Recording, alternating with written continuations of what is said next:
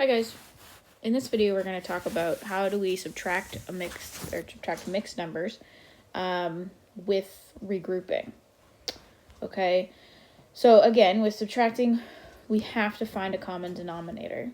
Okay, so I can leave this as a mixed number, so it'll be 3 and something minus 1 and something. So we have a 4 and a 3, so our common denominator between a 4 and a 3 is going to be 12, because that's our least common multiple. Okay, now when I make this 4, or take this 4 and get it to become a 12, I have to do that by multiplying by 3. And so I multiply the 1 times 3 to get 3 12. So I have 3 and 3 12ths minus. Here we have, to get from 3 to 12, we have to multiply by 4. So I multiply the 2 times 4 to keep it an equivalent fraction. 2 times 4 is 8. So now that I have my common denominators here, okay, and my equivalent fractions, I am going to try to subtract these. So let's look at our fractions first. So I have 3 12ths minus 8 12ths.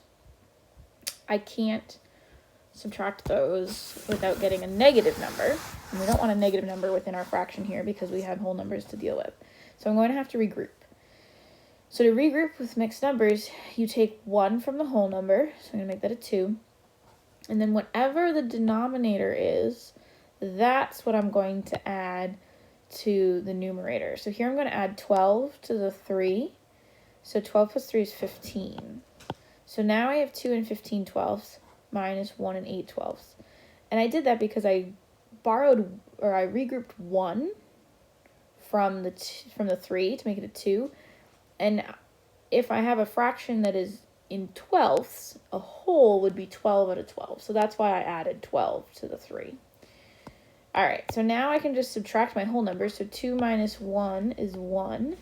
And then 15 12ths minus 8 12ths is 7 12ths. So my answer is 1 and 7 12ths.